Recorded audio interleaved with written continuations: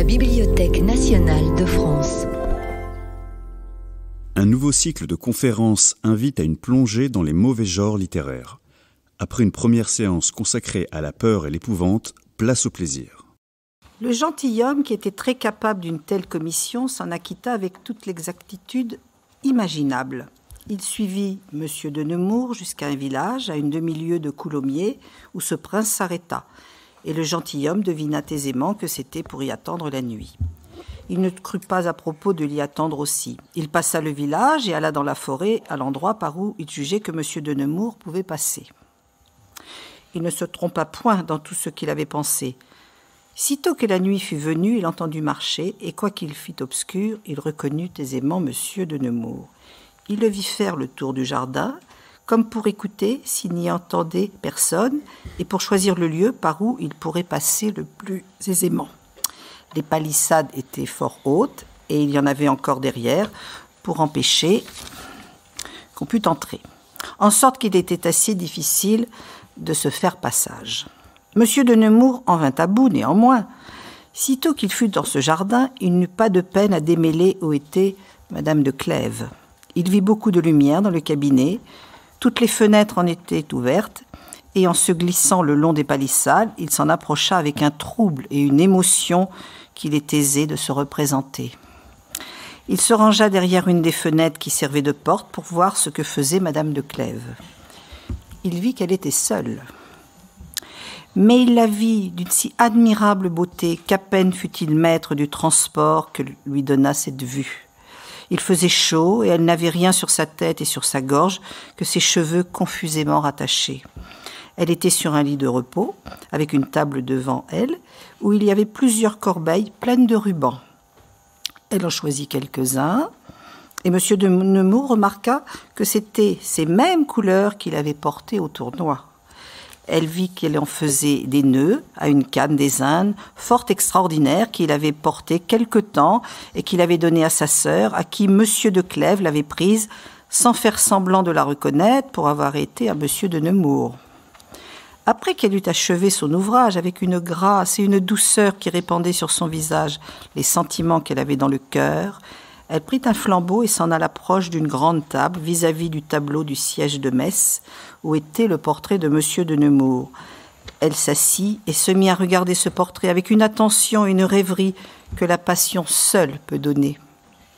On ne peut exprimer ce que sentit M. de Nemours dans ce moment. Voir au milieu de la nuit, dans le plus beau lieu du monde, une personne qu'il adorait, la voir sans qu'elle sût qu'il la voyait, et la voir tout occupée de choses qui avaient du rapport à lui et à la passion qu'elle lui cachait, c'est en ce qui n'a jamais été goûté ni imaginé par nul autre amant. Alors c'est un peu curieux de commencer notre soirée pour un texte qui a l'air aussi sage. Mais je repensais à quelque chose en voulant absolument évoquer évidemment la princesse de Clèves, que vous avez reconnue, ne serait-ce que par les noms qui sont cités.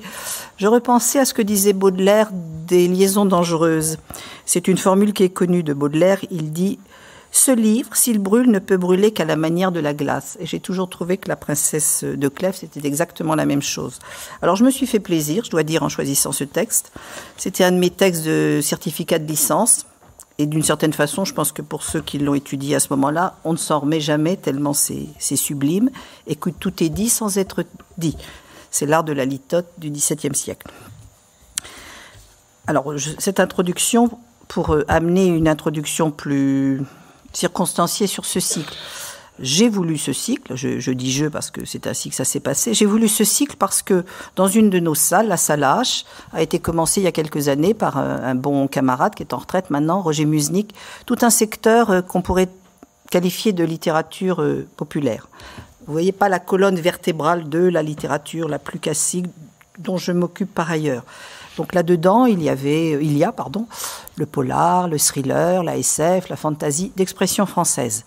Et à partir de là, je me suis dit, et si on essayait à la BNF de monter un cycle qui parle d'une certaine façon de toutes les autres choses et de toutes les formes d'expression artistique, non seulement la littérature, mais la BD, comme nous avions pour la première soirée, le cinéma, etc., etc.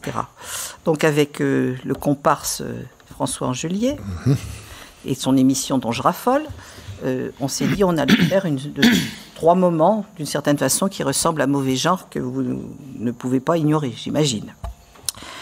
Donc, il faut quand même que je vous gronde un peu, parce que, vous voyez, la dernière fois, j'ai préparé mon effet, bien sûr, la dernière fois, c'était bien réussi, hein, il y avait à peu près 80 personnes, 90, parce qu'on allait avoir peur, on allait trembler, on allait parler du polar, comment on a peur dans la BD, mais il faut bien dire qu'avec la séance sur l'érotisme, la pornographie, le cul, je crois qu'on va le dire, on n'est plus 90, on est plutôt 180, voire bientôt les 200 que tient l'auditorium. C'est bizarre, hein. Vraiment, je ne leur ai pas parié du tout. Voilà, donc j'en suis ravie. Et là où je vais vous gronder, c'est si je ne vous revois pas le 12 décembre pour la 3e et dernière séance, qui sera sur Rêver. Alors Rêver, c'est du point de vue des littératures de l'imaginaire. Ça sera plus autour de la science-fiction, la fantasy et l'autre aspect dont s'occupe ma collègue Christine Génin, que je veux nommer aussi, ici. Voilà, alors, je vais passer le flambeau, si j'ose dire, vu l'importance des flambeaux dans La Princesse de Clèves, à François. Avant cela, je vais vous dire que la soirée est importante, donc on a gagné une demi-heure. Donc on peut vraiment tenir jusqu'à 20h. Et de 20h à 20h30, il y aura une très belle table de librairie avec des titres de tous nos invités juste là, à la sortie. Une dizaine de titres sont représentés. Donc vous pouvez commencer à préparer votre carte bleue, parce qu'il y a de très très beaux volumes. Voilà, donc François, c'est à toi. Et puis on se retrouvera tout à l'heure pour des lectures que je ferai encore. Et je pense ne rien avoir oublié. Donc jouissons bien tous ensemble. Merci Monique pour cette ouverture somptueuse sur la jouissance et le jouir, et qui va être ce soir le sujet de cette seconde soirée Mauvais Genre. C'est un peu le mot et je dirais l'univers qui en est le plus emblématique, la jouissance, puisqu'il ouvre à toutes les formes d'art. On jouit de la pratique et de la dégustation des formes d'art, mais c'est aussi l'érotisme et la pornographie. Donc d'abord et avant tout les sujets de ce soir. Et pour en parler, il fallait des gens qui soient d'une compétence extrême, à la fois dans l'expérience, dans la connaissance, l'érudition, l'action et la représentation. C'est pour ça que nous avons fait appel d'abord et avant tout à quelqu'un que je vous demande d'applaudir chaudement, Marilyn Jess.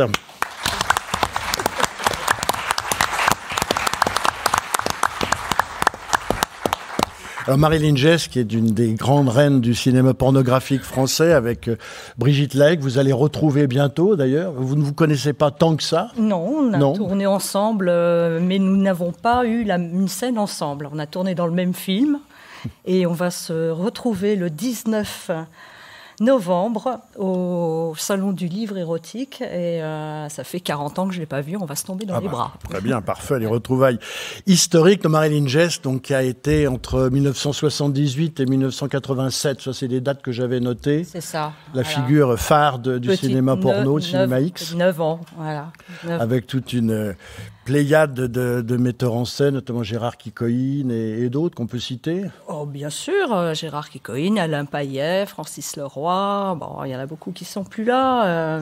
J'ai travaillé aussi pour Marc Dorcel, j'ai travaillé aussi pour Jean-Marie Palardy, pour bien d'autres aussi, ouais. Très bien, bon, avec vous, on va voir un petit peu ce qui se passe après le mot moteur, comment vous incarnez, que vous jouez la jouissance. Dans combien de films à peu près? On peut donner une petite centaine. Une petite centaine, très bien. Donc, en 9 ans, hein. En 9 ans, non, bien pas sûr. En un jour. Et en un mois. Merci infiniment d'être avec nous ce soir, Marilyn Jess. Également présent, Christophe Beer, que l'on salue. Voilà.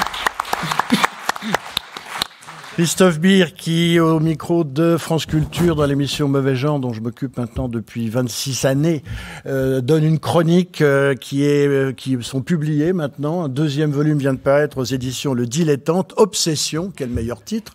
Et là, c'est Obsession bis, encore meilleur titre. Donc, il vient de paraître. Mais Christophe Beer est également érudit, encyclopédiste du cinéma érotique et pornographique, romancier.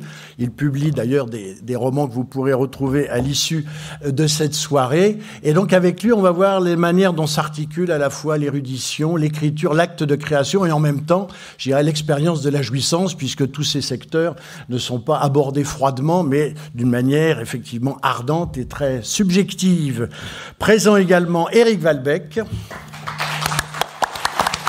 Alors Éric Valbec, je n'en dis pas trop puisqu'on va l'écouter en ouverture de soirée, donc conservateur à la Bibliothèque nationale et surtout la cheville ouvrière de la grande exposition sur l'érotisme et la pornographie qui a eu lieu il y a quelques années, qui a été un triomphe, il faut le dire, mesdames, messieurs, un véritable triomphe. C'est également un grand spécialiste de Pierre Louis et de Jean Lorrain, auteur qu'on cite rarement quand il s'agit de pruderie et de chasteté, cher monsieur Valbec. Et puis également Philippe Di Folco, que je salue.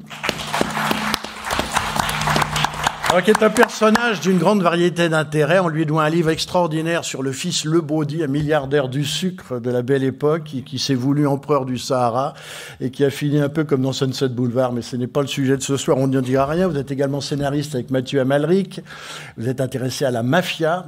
Et surtout, vous avez dirigé au PUF un dictionnaire de la pornographie préfacé par Jean-Claude Carrière et qui tente de cartographier au mieux cet univers donc de la pornographie. On a donc ce soir deux érudits et deux encyclopédistes de la question. On va commencer directement avec vous, Éric Valbec, pour justement évoquer un petit peu la place qui est celle de l'érotisme et de la pornographie dans les collections à la Bibliothèque nationale. Donc il y a l'enfer, qui a commencé à devenir un objet de connaissance à l'époque d'Apollinaire. On a commencé à publier des catalogues, des investigations. Louis Persaud, Apollinaire lui-même, dans l'enfer. D'ailleurs, l'enfer d'Apollinaire a été réédité récemment.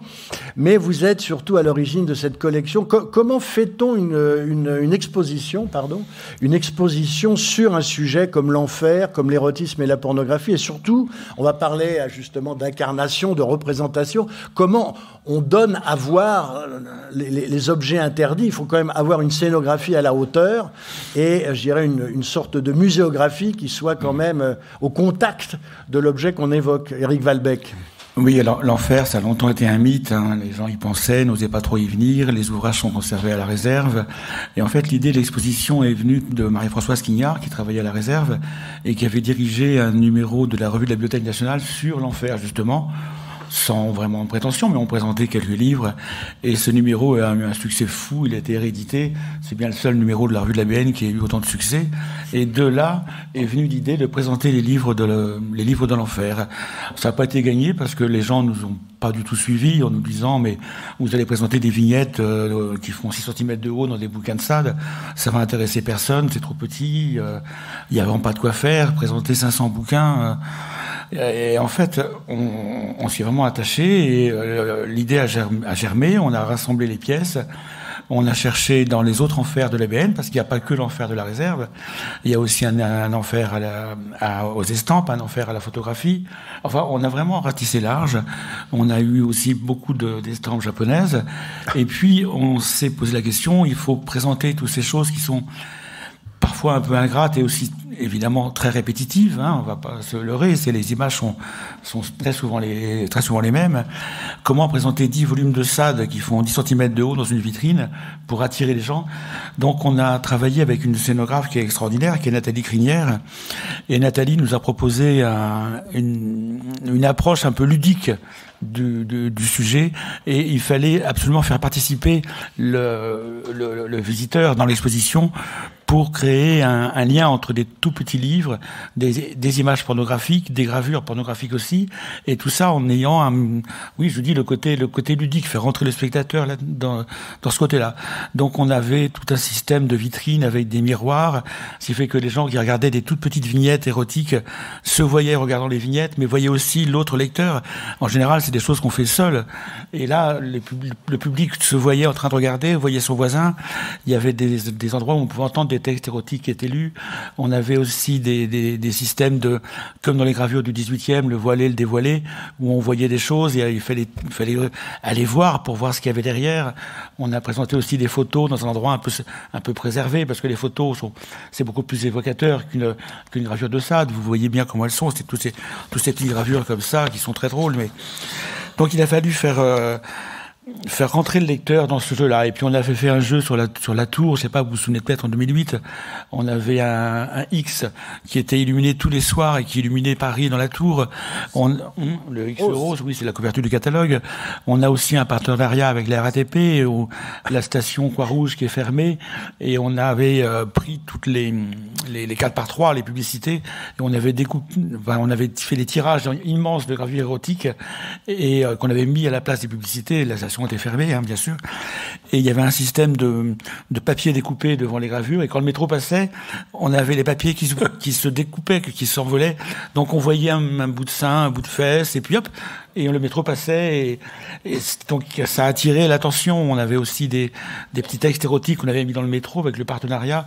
Enfin, c'était tout un travail pour attirer le lecteur, je suis déformé, pour attirer le spectateur. Et au final, cette exposition a rencontré un succès absolument phénoménal. En 15 jours, le premier tirage du catalogue était épuisé. On a dû faire 5 nouveaux tirages du catalogue. Il y avait, sans jeu de mots, des queues à l'entrée.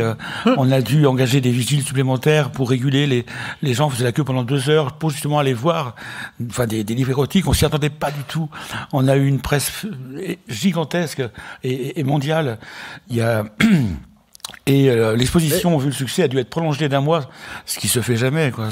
Vous étiez les premiers à l'échelon international, Éric Valbec, à faire une exposition de ce type, puisque des enfers, je me souviens d'avoir interviewé le père Jean Armogat, spécialiste de foi et sciences au XVIIe siècle, qui connaît toutes les bibliothèques savantes du monde et qui m'avait fait une liste de tous les enfers des bibliothèques en Angleterre, en Allemagne, en Italie, aux États-Unis. Alors, est-ce qu'il y a eu justement une volonté ailleurs d'exhiber les richesses de l'enfer? Non, c'est la première fois qu'une bibliothèque nationale du niveau d'ici, en France, à Paris, présentait les livres de l'enfer. À Rome, par exemple, ils n'ont jamais présenté les livres de l'enfer. Au Vatican, la bibliothèque, il y a une collection phénoménale. Il suffit de prendre l'index. Oui. Le Private Case à Londres n'a jamais été présenté. Non, c'était la première fois qu'on montrait tous ces livres. Et ça a vraiment, les gens sont venus. Enfin, vraiment, c'était vraiment un très gros succès. Je crois que c'est l'exposition qui a le mieux marché après l'exposition Cartier-Bresson. Donc, comme quoi, les expos et de livres érotiques ou de cultes. Alors, l'enfer, quelle définition peut-on en donner? Et est-ce qu'elle est évolutive, cette définition? Alors, l'enfer. Aujourd'hui, qu'est-ce qu'on met? Est-ce qu'il y a un enfer, d'abord, à la Bibliothèque nationale? Oui, qu'est-ce qu'on met dedans? Alors, il y a toute une histoire de l'enfer que je veux pas raconter parce que c'est beaucoup trop long et trop compliqué. En fait, en 1750, il y a un nouveau classement des ouvrages dans les collections à Richelieu, et il se trouve qu'on a à la fin, alors seulement 24 ouvrages qui sont dits ouvrages de licencieux. Et ces 24 ouvrages, ils ont avec ce nouveau classement, ont été mis à part. Et puis avec ça veut dire qu'on ne peut pas les consulter ou qu'on les consulte que sur autorisation? Il fallait une autorisation, et jusqu'en 1950, il fallait une autorisation spéciale pour venir les consulter. Et donc ces ouvrages licencieux, ce germe de l'enfer, en fait, c'est joli comme phrase, ce germe de l'enfer a été augmenté avec les saisies révolutionnaires. Il y a beaucoup d'ouvrages qui ont été mis avec ces ouvrages qu'on appelait ouvrages licencieux.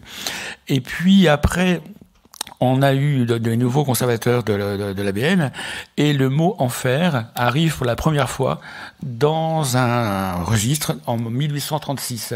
Et puis il faut attendre après les années 1850-60 pour que l'enfer grossisse, entre guillemets, avec tout ce qu'on a saisi chez les collectionneurs, en particulier chez quelqu'un comme Bégis, qui était un gros collectionneur.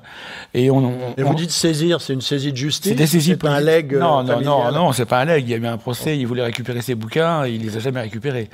Et donc voilà, il y a eu beaucoup de saisies sous le Second Empire qui ont permis d'augmenter les collections. Et le pauvre Bégis, il a jamais revu ses 200 bouquins. On estime qu'en 1876, on est à peu près à 700 titres. Et il faut attendre 1912 et des gens extérieurs à l'ABN, privés, donc qui sont Apollinaire, Fernand Fleuret et Louis Persaud, qui sont trois grands spécialistes des livres érotiques, qui ont fait le premier catalogue de l'enfer, qui sort en 1913 au Mercure de France, qui n'a absolument aucun succès, mais c'est le catalogue fondateur de l'enfer, qui va faire connaître tous les livres qu'on a et donner les descriptions. Mais dans la période qui a précédé, je vous interromps, est-ce qu'il y a eu des demandes de consultation de l'enfer, et on sait qui et pourquoi oui, pourquoi non? On on a des demandes de consultation. Alors, je me souviens plus qui les demande. Il y a souvent des médecins, alors ça peut être. Il y a des médecins, mais il y a aussi des médical. bonnes sœurs, il y a aussi des curés qui viennent voir un peu comment ils sont traités dans les romans. On avait une bonne sœur qui venait encore à Richelieu, à l'Enfer, très très très régulièrement consulter les ouvrages. Alors, c'était pas pour les bouquins, c'était pour travailler. Et puis après, l'Enfer, il y a Pascal Piat, donc le grand érudit, qui a republié à nouveau le catalogue complet au début 70 de l'Enfer. Et puis après 68, il y a eu mai 68, et l'Enfer a été fermé. Et on a fermé l'Enfer parce qu'il y avait plus besoin de faire de l'aide de motivation pour consulter un ouvrage érotique. Et puis on s'est quand même rendu compte que d'autres ouvrages arrivaient au dépôt légal. Donc nous, dans le département littérature et art, on a ouvert une nouvelle cote qui s'appelle le YBIS 90 000, c'est un peu pointu, dans lequel on range tous les livres qui arrivent au dépôt légal. Christophe Bier recopie la cote, là. Vous la connaissez, ça. Donc c'est dans cet endroit-là que nous, dans le département, puisque l'Enfer, c'est à peu près 2000 cotes aujourd'hui, on peut pas, il y a tous les romans photos des 70 qui sont extraordinaires. Donc tout ça, c'est conservé chez nous, dans le département littérature et art. Et puis l'Enfer a réouvert en 1983, puisqu'on a continué à acheter des bouquins, il fallait bien les mettre quelque part. Donc on a réouvert l'Enfer, et depuis on l'augmente régulièrement. On a réouvert l'Enfer en 83. Mais avec l'ajout de toutes les parutions de presse. Non, alors tout ce qui arrive au dépôt légal, c'est conservé chez nous en littérature et art, et l'Enfer qui appartient à la réserve, c'est des livres beaucoup plus précieux, des choses rares. On va acheter une édition rare du XVIIIe siècle, on va acheter une reliure érotique, par exemple, ou bien alors on va acheter des livres d'artistes avec des photos. Enfin, et puis, par exemple, à la vente perso, on a acheté une trentaine de petits bouquins vous connaissez bien, tous les petits bouquins des années 20-30 qui sont rares, qui n'ont pas été soumis au dépôt légal. Donc, on augmente les collections par acquisition, tandis que nous, dans le département, c'est le dépôt légal qui augmente les collections de cette cote. Et concrètement, les livres sont mis sous clé ou les livres quoi l'Enfer physiquement? C'est juste des étagères. Physiquement, c'est un magasin de la réserve, une travée qui est consacrée à l'Enfer, et les livres sont rangés sur c'est du bois. Hein. Parce que j'avais entendu parler de serrures, non? Non, c'est pas vrai. J'ai aussi entendu parler de ce que dans le jargon des employés de la BNF, on appelait l'armoire à flagellation. Alors ça, c'est pas une armoire non plus, c'est une autre cote de la... C'est la soirée où on dit tout, Hervé Valbrec. C'est une autre cote. On a une cote flagellation. Vous savez très bien que la flagellation était très à la mode dans les 70-20 Donc il y a un France. lieu où il y a tous les livres. Il y a un lieu où on a tout ce qui est flagellation. Il y a l'exposition, on avait fait une pièce flagellation. Par contre, l'armoire qui est grillagée, c'est l'Enfer des estampes et de la photo, où là, c'est un meuble qui est grillagé et qui est fermé à clé. Mais le dépôt légal vidéo. Vous avez la clé? Non. Bien, Qui a la clé? Qui a la clé? Il a bien, aux estampes, il a bien fallu d'ouvrir pour aller voir ce qu'il y avait là-dedans. Hein. C'est classé E? Pardon? C'est classé E comme Enfer? Comment ça? Je sais pas. Ah non, c'est classé X ou non, c'est Enfer 1, Enfer 2. Enfer 2. Enfer, Jusqu'à la suite et par format, bien sûr. Et donc, il faut une clé. Non, ça, vous pouvez pas aller au magasin, vous. Mais alors, c'est la question que j'allais vous poser. Est-ce que Marilyn Jess est dans l'Enfer? Voilà. Ça dépend ce que vous avez publié. Non, je parle du dépôt légal de tout ce qui est cassette vidéo, DVD. Ah oui, alors ça c'est autre chose. On n'a pas parlé des vidéos, mais bien sûr, on a les vidéos, mais là, il n'y a pas d'Enfer des vidéos. Ah bon. Mais elle est dans les romans photos. Ah bah ça, les romans photos, ce sera chez nous. Beaucoup de romans photos. Quand j'ai dit une centaine, j'ai exprimé également, y compris les romans photos. Et alors ça, les romans photos, c'est chez nous, c'est dans le YBIS 90 000. Et eux, ils sont sous chaîne avec un cadenas. C'est bien. Je peux rajouter quelque chose sur la partie audiovisuelle où j'ai passé 16 années. D'ailleurs, je vois beaucoup de mes anciens camarades dans la salle qui me corrigeront si je dis une bêtise, mais mes souvenirs doivent être bons. Si quelqu'un voulait consulter les films de Marilyn, c'est une consultation avec demande au directeur du département. Et il y a beaucoup de supports, de documents qui peuvent passer de cette façon. Je donnerai un exemple qui m'a marqué. Au-dessus de la salle P, on a des loges particulières. Et une fois, à un moment, on avait eu quelqu'un de haut gradé dans la police qui venait voir où en était la vidéo de pédophilie, par exemple. Ça peut être ce genre de consultation. Alors évidemment, c'est pas au milieu des lecteurs qui sont en train de regarder une gentille bluette, vous voyez. Donc c'est ce qu'on appelle la communication de la consultation réservée.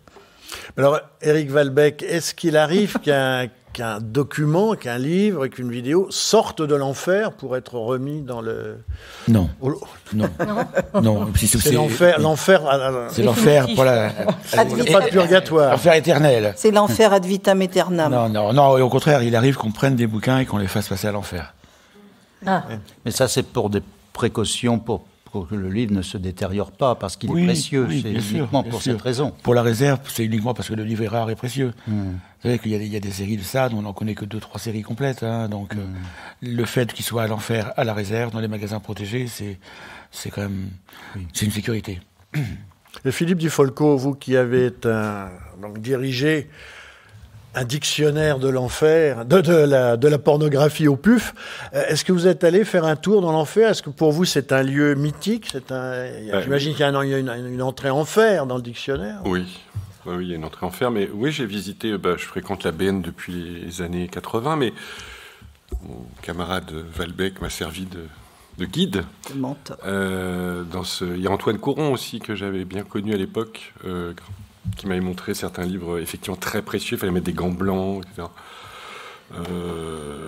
Oui. Moi, ce qui m'intéresse, c'est de savoir les critères d'admission de l'enfer. C'est-à-dire que la définition du mot licencieux m'intéresse quand même. Qu'est-ce qu'on définirait aujourd'hui comme licencieux? Ça m'étonne quand même qu'on... Éric Valbec.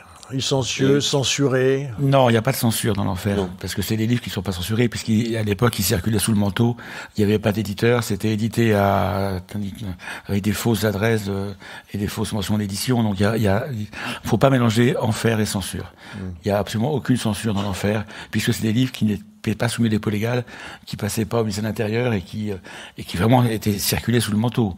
Il n'y a absolument aucune censure, au contraire. Vous ne voyez pas de censure chez Sade, par exemple, ou chez d'autres. Merci Éric Valbec pour cette présentation des richesses infernales de la Bibliothèque nationale. Marie-Line Jess, vous qui êtes donc dans l'enfer, vous n'êtes jamais allé voir un peu si vos œuvres complètes étaient dans l'enfer? Non, je n'ai pas été voir. Non, j'ai trop peur. J'ai pas envie d'aller en enfer. Non, c'est autre chose. Les films X.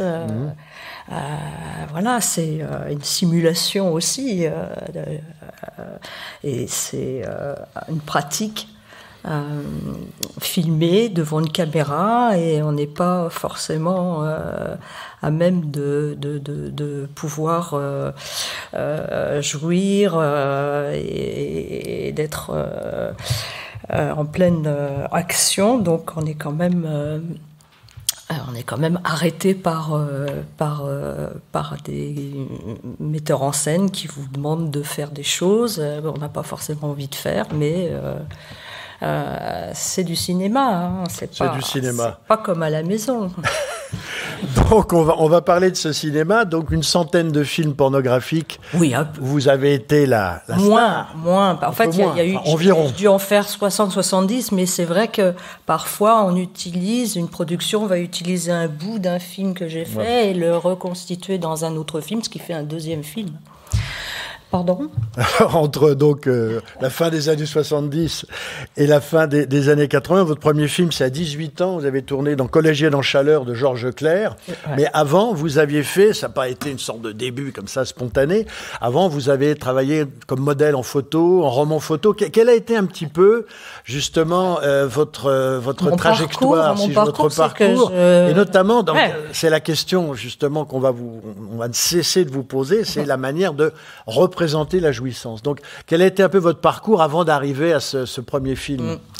Alors, mon parcours, d'abord, j'ai été élevée dans une famille très puritaine où on ne parlait absolument pas de cul. Et donc, j'ai découvert,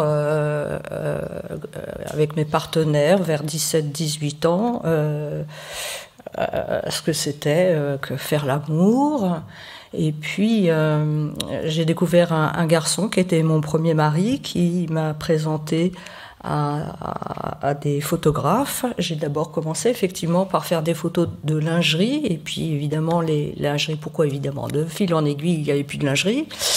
Et de moins en moins de lingerie. De moins en moins de lingerie. Et puis j'ai remis des lingeries pour tourner, et donc j'ai fait mes premiers films, tout en étant assez curieuse, parce que je n'avais pas de recul chez moi. Et j'ai découvert le porno, mais le porno sympathique, pas vulgaire. C'était des vacances, on s'amusait bien, c'était les mêmes garçons. Et effectivement, pour mimer la jouissance. Alors justement, c'est la question qui c'est un travail. Voilà, on prend pas de plaisir. Je veux dire, c'est pareil quand on tourne une scène. De comédiens dans un restaurant, ils vont pas forcément se régaler. Donc là c'est pareil. Moi je me régalais pas non plus, mais je mimais par des gémissements, par des mouvements de tête, de cheveux, voilà. Vous avez tous vu des films porno, voilà. Donc je mimais relativement bien pour conquérir la caméra. En fait, c'est du mime pour laisser entendre au spectateur qui va regarder ce film qu'effectivement je suis en extase totale. Or dans le cinéma, vous ne le savez pas tous, mais on fait pas une scène de hard, comme on dit, sur une longueur. Il y a des moments où on coupe. Donc il y a des moments où on reprend, il y a des moments où il faut s'arrêter, parce que soit c'est en extérieur, il pleut, donc on va recommencer tout à l'heure. Rien n'est simple, et tout est dans la comédie. En fait, c'est peut-être pas facile non plus de jouer juste avec son corps, son visage, et mimer le plaisir sans qu'on ait de texte. Donc il faut quand même laisser percevoir pour les gens qui vont voir le film que je prends vraiment mon fad au pied, et voilà. Donc en fait c'était pas simple au départ, et puis c'est pas qu'on y prend goût, mais c'est que c'est pas non plus facile à faire. Je crois que c'est de film en film, j'ai réussi à davantage être la femme que le spectateur voulait voir. C'est ça, vous répondiez à une demande qui est celle du public, et bien aussi à une direction de metteur en scène. Il y a des garçons qui ne sont pas faciles sur des films porno, il y en a d'autres. Voilà. Et puis donc les positions que l'on fait. Alors il y a le missionnaire, il y a la levrette. En fait, tout dépend aussi du garçon, de sa taille. Et parfois, ça faisait mal, parfois non. Je rentrais chez moi, je prenais des douches pour me purifier. J'ai au moins 3 douches par soir. Les premières fois, je pleurais. Je disais, non, on recommencerait plus jamais. Mais voilà, donc les cachets étaient intéressants. Et puis bon, c'est vrai que l'équipe est toujours en train de vous pouponner, vous faire belle, vous inciter, vous dire mais c'est rien, c'est comme à la maison, si tu veux arrêter, t'arrêtes, on reprendra tout à l'heure. Voilà, donc on est très sollicité et on est très protégé par le metteur en scène, par le cadreur, par la maquilleuse. On est très pouponné, on s'occupe bien de nous, et il y a cette libération qui... donc la libération, ça a été grâce aussi au metteur en scène avec qui j'ai tourné. D'autres où c'était moins intéressant, et ça se voit sûrement. Donc vous avez trouvé des directeurs d'acteurs avec qui vous avez créé une complicité, une amitié, une confiance. Bien sûr, on avait des textes à l'époque, on avait un scénar à l'époque, j'avais un répondeur à la maison, donc effectivement à cette époque on n'avait pas les portables, mais j'étais truffée de propositions pour partir soit au château de Luzarches faire un tournage, soit à Ibiza. Bon, donc j'avais le choix, et de préférence je préférais l'aventure. Oui, l'aventure. L'aventure, voilà. Et c'est la raison pour laquelle aussi ça paraissait des vacances. Voilà. Et puis il faut dire aussi que c'est pas non plus, c'était sur une semaine quand on tournait des films porno. On avait le temps. On avait l'impression de tourner en 35. On avait l'impression, on faisait du cinéma. Voilà. Donc je suis pas folle dingue des films de cul qui se font maintenant sur les réseaux sociaux et qui n'ont méga aucun rapport avec mon époque. Nous, on appelait ça des films d'amour. Les garçons que je côtoyais étaient régulièrement les mêmes, que ce soit Guy Royer, que ce soit... Alors là, c'est comme avec le réalisateur, vous aviez des partenaires récurrents. Mêmes, voilà. Alors, tous les réalisateurs et l'équipe technique venaient du cinéma. Ils venaient du vrai cinéma. Restaient les comédiens et les comédiennes qui n'avaient rarement fait de cinéma traditionnel. Et on rêvait toutes et tous, en faisant du cinéma porno,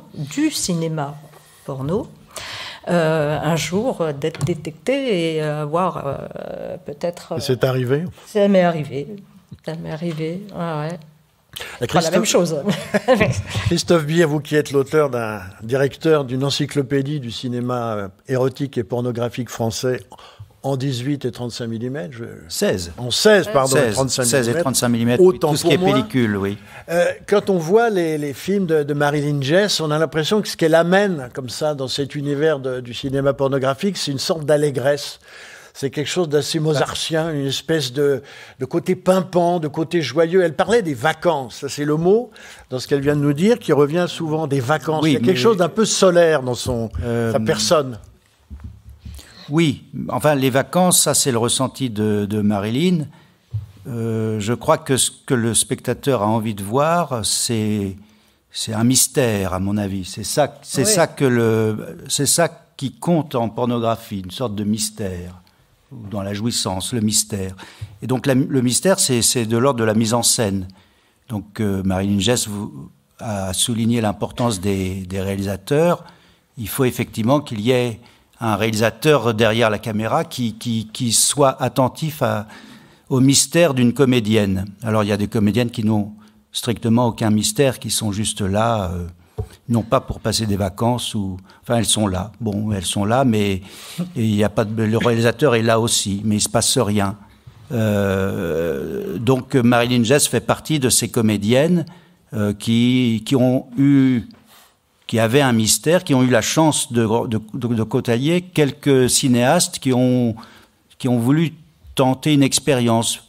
Je trouve souvent que le cinéma porno est quelque chose d'expérimental. Dans le sens le plus noble du terme, le sens cinéma expérimental. Par exemple, je comprends qu'on veuille souligner l'importance des scénarios, mais je ne pense pas qu'un bon scénario fait forcément un bon film. Et je pense qu'il y a certains films pornographiques remarquables, dans lesquels tu as pu jouer, qui n'avaient pas de scénario. Mais il y avait un réalisateur derrière. Je pense en l'occurrence à Alain Payet. Donc Alain Payet, je dirais pas tout à fait que c'est Louis Lumière, c'est peut-être un peu entre Lumière et Méliès. C'est quand même quelqu'un, bon, il met en place un dispositif, une caméra sur pied, enfin, il peut changer, il y a un angle ou deux parce qu'il tourne dans des lieux parfois exigus. C'est pas tout à fait les films, disons scénarisés de Gérard Kikoïn. Il y a, lui, il veut créer quelque chose d'exceptionnel, une surprise, qui va le surprendre lui-même. Il espère un miracle, en fait. Donc, il pose sa caméra, il met en en condition les comédiens. Il les choisit d'abord. Souvent, il y avait d'ailleurs dans ces films des actrices qu'on ne revoit nulle part ailleurs. C'est ce qu'on appelle des one-shot wonders. Elles ont illuminé l'écran comme ça le temps d'un film ou deux seulement.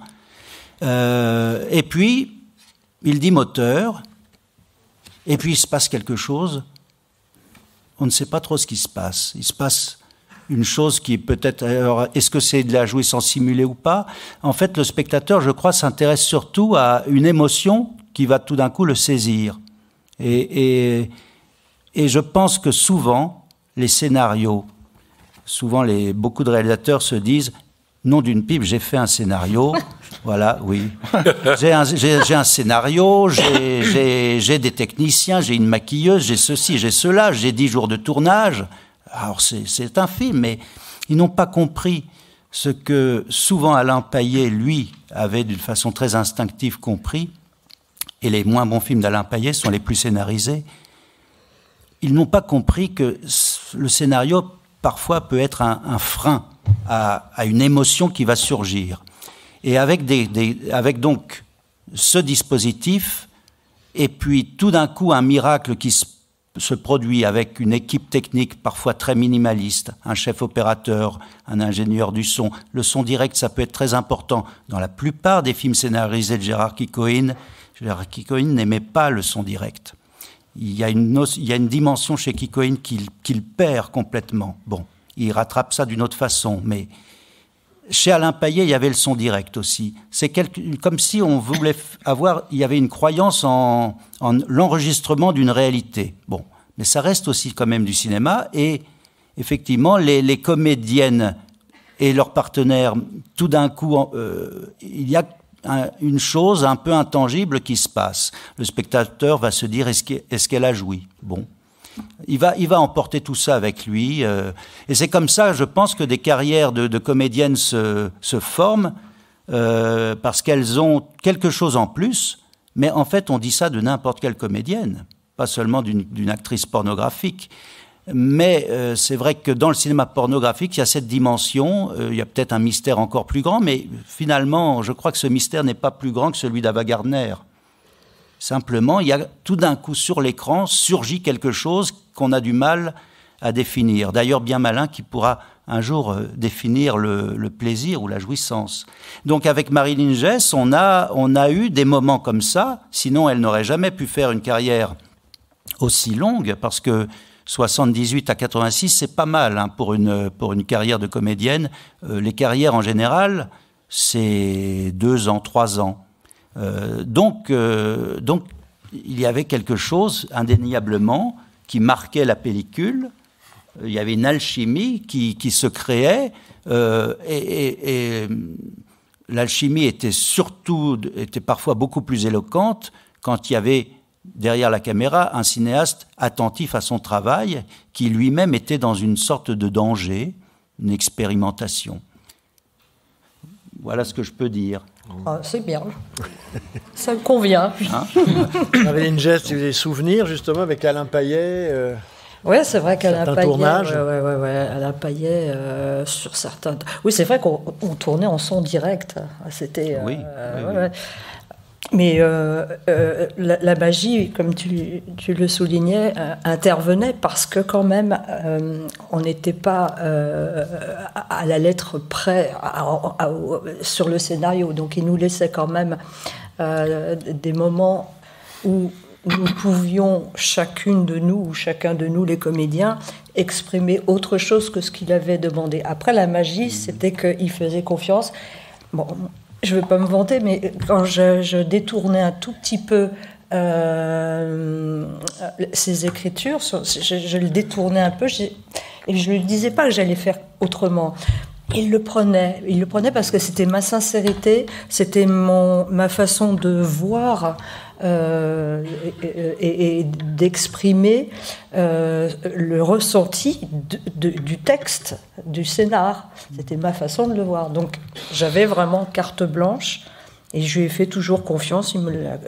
C'était un gars adorable. Hélas, il n'est plus là, mais très très bon metteur en scène. et qui donc donnait aux acteurs une petite marge. Hein, après, d'autres, ça n'allait pas parce que, j'allais dire, justement, ils n'étaient pas inspirés. Bon, moi, en ce qui me concerne, j'étais très bien inspirée et je le sentais comme ça, je le jouais comme ça. Et d'ailleurs, les costumes, pareil, j'avais envie de me saper comme ça. Et tout le monde me faisait confiance. Et le résultat leur plaisait. Oui, il aimait bien les fortes personnalités aussi. Ouais. Il y a eu plein de physiques différents dans les films de Payet. Ça, c'était pas du porno formaté. Hein, donc, il y avait notamment le nain noir Désiré Bastaro, qui était remarquable, qu'on voyait dans tous les films de Payet. Il y avait un excentrique formidable qui s'appelait Carmelo Petix, qui était un acteur bisexuel, qui adorait se travestir. En tout cas, dans les films d'Alain Payet, il se travestissait souvent en danseuse espagnole. Voilà. Bon. Il y a quelque chose parfois de pasolinien chez ce cinéaste, avec des dames énormes à la Fellini. C'était incroyable, oui. Philippe Dufolco. Les Lolos de la Pompiste, il a fait ce film notamment. Qui doit être au dépôt légal. Je le précise parce que, évidemment, vous allez aller à la BNF demain. Demain, on va voir. Il y aura afflux de demandes pour les Lolos de la Pompiste. 90 000, c'est quoi l'actualité ? Philippe Dufolco, vous avez-vous des souvenirs justement d'avoir... Très intime comme question, je ne sais pas si je peux répondre. Je ne parle pas de tournage, mais je dis de visionnage. Oui, mais c'est intime. 78, j'avais 14 ans. Donc ça va, il y a presque... Ma découverte du porno se fait... du porno vidéo, de la vidéo pornographique, parce qu'il faut préciser les choses, avec Canal+, que mon père s'empresse de devenir, d'adhérer, puisqu'il est l'un des premiers abonnés, pour vous dire le père que j'ai. Et donc j'ai essayé de le regarder, le film avec de la... Vous savez, on prenait une passoire. Pas du tout. Pour voir Canal+. Et le père m'avait planqué le code, il avait des vidéos comme ça qu'il accumulait. C'est lui le responsable. Oui, j'ai pu en regarder, oui, c'est admirable. J'aime beaucoup cette époque, 78-85, oui, c'est une grande époque. Et pourquoi pour une grande époque ? Parce que d'abord c'est du cinéma. C'est paradoxal, je rejoins beaucoup Christophe sur l'idée de le scénario tue effectivement quelque chose de l'ordre de la magie, oui, d'une magie mystérieuse, on ne sait pas ce qui se passe, cette alchimie. Je sais pas, il y a une classe, une élégance, une façon de... Il y a un côté très bourrin aujourd'hui. Voilà. C'est quasiment le plombier avec l'accent du midi, dans les doublages notamment. Bonjour madame, j'ai une chose à répéter. Enfin, on en est là quand même. C'est effrayant. Voilà. J'ai pas eu le droit au plombier, moi. Monique ? J'ai une remarque. Je ne peux pas dire que j'ai regardé beaucoup de films porno de ma vie, mais en revanche, j'ai lu André Bazin et je trouve ça très émouvant ce que vous racontez. Parce que finalement, quand on regarde la définition la plus pure du cinéma par Bazin, il filme la mort au travail. Donc ça peut être du même ordre. Bon, là, ça peut être, on filme l'amour au travail. La jouissance, mais au travail. Je ne m'attendais pas à penser systématiquement autant au texte du grand Bazin, vous voyez, à propos de ce domaine cinématographique. Alors effectivement, je ne suis pas sûre que ça soit le cas maintenant avec les choses mal filmées. C'est plus du cinéma s'il n'y a pas une caméra, par exemple. Non. Je ne sais pas, mais... Je ne sais pas si Bazin regardait beaucoup de gens de cinéma, mais... faut pas non plus, comment dire... non. Faut pas... sacraliser. Comparer. Comment dire, pas anoblir, mais dire que le fait de filmer en 35 mm, ça nous... Il y a eu des très mauvais films dans cette période. C'est pour ça que je m'insurge toujours quand j'entends parler d'âge d'or du cinéma porno. Il n'y a pas eu d'âge d'or du tout. C'est une invention de toute façon commerciale par les survivants, les réalisateurs qui ont des droits à toucher, et puis les producteurs qui ont encore des films à exploiter. Ce sont des bonimenteurs, et au sens noble du terme. Le cinéma est un art forain, donc ils sont là pour le vendre. Donc on parle d'âge d'or, mais il n'y a pas eu d'âge d'or. Il y a eu 800, 900 films tournés de un bout de sexe à zob zob zob. Bon, c'est tout. Et je pense que dans la vidéo, même aujourd'hui, il y a certainement des choses très intéressantes, des choses nulles et d'autres. Donc, quand j'ai fait ce dictionnaire, je ne l'ai pas fait par fétichisme du 35 mm. C'est parce que je voulais serrer mon domaine, ne pas m'éparpiller. Et puis c'était c'était plutôt une démarche historique d'historien du cinéma, avec toute une équipe. On était 27 à regarder tous ces films. Et on pourrait imaginer un dictionnaire équivalent maintenant, mais il ferait des tas de volumes, ça c'est vrai. Mais je pense aussi que dans les tubes pornographiques d'Internet, il y a forcément des choses intéressantes et d'autres nulles. Là, on ne peut pas hiérarchiser sous prétexte que soudain, on était dans le 35 mm, alors ça fait penser au cinéma. Ça, c'est un discours dont il faut se méfier parce que c'est juste un discours de gentils brigands qui ont encore des choses à nous vendre. C'est tout. Donc il y a certainement des actrices épatantes et des acteurs, parce que la pornographie, ça n'est pas non plus que du cinéma hétérosexuel, et puis même dans l'hétérosexualité, il y a les partenaires qui peuvent être très très bien. Donc il y a forcément des acteurs et des actrices aujourd'hui à découvrir. Ils sont certainement plus fugaces, ils vont faire 2-3 films comme ça. Mais il y a probablement des passionnés de pornographie actuelle qui font des fiches en disant il y a tel DVD qui vient de sortir, Et donc là, on ne peut vraiment pas opposer toutes ces pornographies. Je ne pense pas. Monique ? Puisqu'on est à la BNF, je voudrais ennoblir, si je puis dire, d'une autre façon, pour m'amuser. Mes collègues de l'audiovisuel pourraient peut-être me corriger si je me trompe. La vidéo de porno a eu une importance capitale parce que quand j'étais au département, je me souviens que la VHS c'est 1975-95, disons pour ne parler que de cela, et c'était entre 15 et 18% du dépôt légal. Autrement dit, s'il y a eu tous les autres films ou beaucoup des autres films, c'est parce que la pornographie les a payés, les a financés. Ah oui, bien sûr, oui. C'est aussi toute une économie. Évidemment. Et évidemment, il y avait des passages de réalisateurs, d'acteurs, beaucoup plus qu'on imagine. Bien sûr. Pardon. Philippe Di Folco. Oui, non, mais Monique a raison. Et d'autant plus que l'industrie, le flux vidéo Internet aujourd'hui qui domine tout, puisque c'est la dématérialisation, le streaming. Le premier pôle financier, c'est le porno, c'est la porno vidéo. Voilà. Sur un marché, je n'ai pas les stats dernières, mais quand on a fait le dictionnaire, donc on était en 2005, ça pesait déjà 750 milliards, vous vous rendez compte, et la pornographie, portait le marché de 750 milliards à raison de 40%. Donc ça veut dire que le business Internet qui s'est mis en place au milieu des années 90, 10 ans après, le business model reposait sur le porno.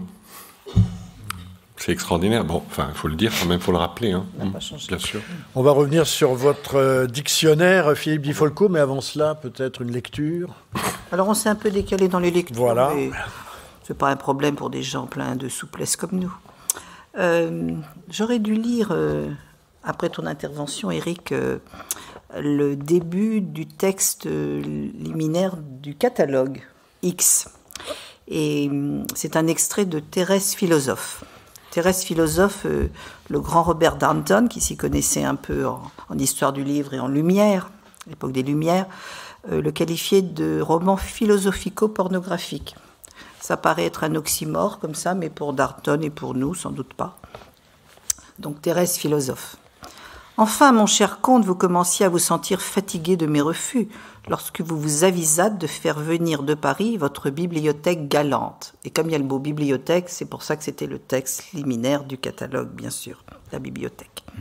Donc votre bibliothèque galante avec votre collection de tableaux dans le même genre. Le goût que je fis paraître pour les livres et encore plus pour la peinture vous fit imaginer 2 moyens qui vous réussirent. Vous aimez donc, mademoiselle Thérèse, me dites-vous en plaisantant, les lectures et les peintures galantes. J'en suis ravie. Vous aurez du plus saillant. Mais capitulons, s'il vous plaît. Je consens de vous prêter et de placer dans votre appartement ma bibliothèque et mes tableaux pendant 1 an, pourvu que vous vous engagiez de rester pendant 15 jours, sans porter même la main à cette partie qui, en bonne justice, devrait bien être aujourd'hui de mon domaine, et que vous fassiez sincèrement divorce du manuélisme.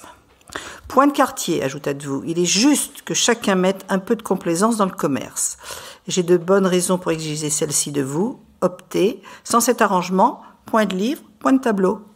J'hésitai un peu. Je fis vœu de continence pour 15 jours. Ce n'est pas tout, me dites-vous encore. Imposons-nous des conditions réciproques. Il n'est pas équitable que vous fassiez un tel sacrifice pour la vue de ces tableaux ou pour une lecture momentanée. Faisons une gageure que vous gagnerez sans doute. Je parie ma bibliothèque et mes tableaux contre votre pucelage, que vous observerez pas la continence pendant 15 jours, ainsi que vous le promettez. En vérité, monsieur, vous répondis-je, d'un air un peu piqué, vous avez une idée bien singulière de mon tempérament, et vous me croyez bien peu maîtresse de moi-même. Oh, mademoiselle, répliqua-t-vous, point de procès, je vous prie. Je ne suis pas heureux avec vous. Je sens reste que vous ne devinez point l'objet de ma proposition. Écoutez-moi. N'est-il pas vrai que toutes les fois que je vous fais un présent, votre amour-propre paraît blessé de les recevoir d'un homme que vous ne rendez pas aussi content qu'il pourrait l'être? Eh bien, la bibliothèque et les tableaux que vous aimez tant ne vous feront pas rougir, puisqu'ils ne seront à vous que parce que vous les aurez gagnés. Mon cher comte, repris-je, vous me tendez des pièges, mais vous en serez la dupe, je vous en avertis. J'accepte la gageure, m'écriai-je, et je m'oblige, qui plus est, à ne m'occuper toutes les matinées qu'à lire vos livres et à voir vos tableaux enchanteurs. Tout fut porté par vos ordres dans ma chambre, je dévorai des yeux, ou pour mieux dire, je parcourus à Tours pendant les 4 premiers jours l'histoire du portier des Chartreux, celle de la tourière des Carmélites, l'Académie des Dames, les lauriers ecclésiastiques, Thémidore, Frétillon, etc. et nombre d'autres de cette espèce que je ne quittais que pour examiner avec avidité des tableaux où les postures les plus lascives étaient rendues avec un coloris et une expression qui portaient un feu brûlant dans mes veines.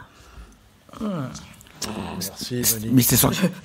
J'entends des soupirs d'aise. L'introduction idéale. C'est pour, 1748, hein, Thérèse. 1748, oui. Et j'ai oublié de dire, c'est Jean-Baptiste Boyer d'Argelès. Idéale introduction donc au dictionnaire pornographique, qui pourrait être un titre du 18e d'ailleurs, de Philippe Di Folco. Au plus, je le répète. Alors, je suis allé voir dedans l'article Jouir, qui a été confié à Georges Marbeck, qui, dans mon souvenir, est un spécialiste et historien de l'orgie, oui, qui était venu à Beaubourg quand on avait fait déjà les soirées mauvais genre. Donc, oui. Salut à Georges Marbeck. Alors, je lis son texte. Jouir est un transport sensoriel qui nous fait passer d'un état de nous-mêmes à un autre, état de volupté qui peut aller jusqu'au ravissement et à l'extase. Goûter à plein transport ce bonheur éclatant, lance le prince jaloux à l'adresse de son rival avant de le menacer de ses foudres dans Don Garci de Navarre de Molière. Encore faut-il à propos de l'acte de jouir savoir exactement de quoi on parle. Il est d'usage dans le langage courant relatif aux faits et gestes du sexe de n'appliquer le terme jouir qu'au seul moment de la décharge physique, jouissance égale orgasme. Alors, effectivement, donc, extrait du texte de Georges Marbeck, j'en lirai d'autres extraits. Bien écrit. Oui, Philippe Di Folco.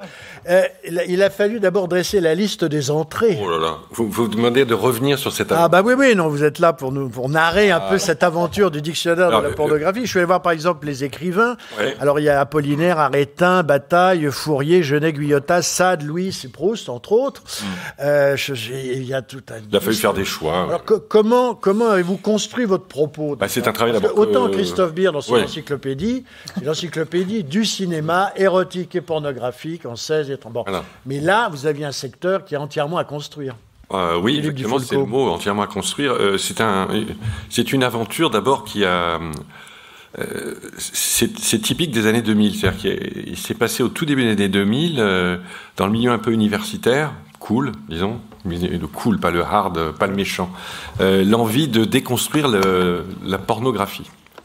La déconstruction, c'est Deconstructing Porn, c'était le nom d'une intervention très ancienne des années 90 déjà. Et puis il y a une femme merveilleuse qui s'appelle Linda Williams qui enseignait à l'époque à Concordia University, je crois, ou je confonds peut-être les universités, Brown, même peut-être c'est Brown.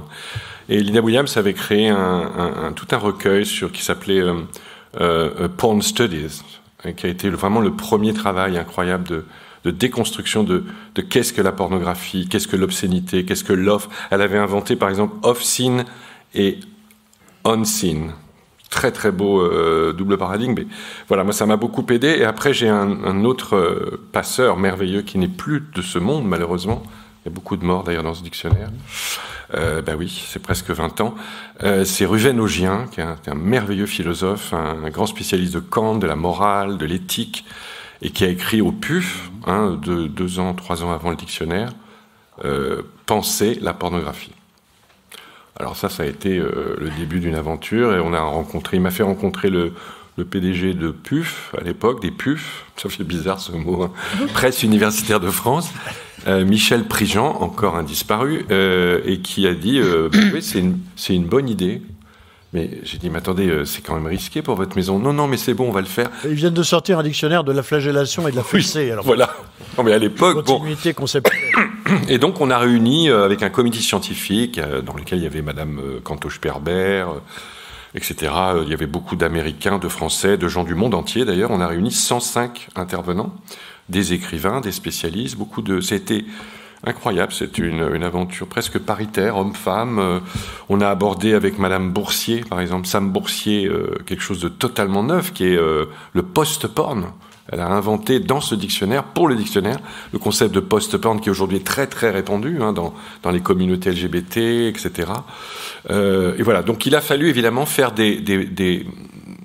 une cartographie, je dirais, linguistique ou linguistico-syntaxique. Donc on a pris tout simplement un panneau, on s'est réunis à une dizaine de personnes, on a fait des listes, Au départ, il était question... est apparue très tôt la pluralité de la pornographie. En fait, on s'est aperçu qu'il y avait beaucoup des pornographies. D'ailleurs, ça a été une possibilité de titre. Elle aurait peut-être été plus heureux, plus postmoderne encore, plus actuelle. La pornographie, c'est réducteur. C'est en plus la magnifier, c'est la mettre sur un piédestal, la sacraliser.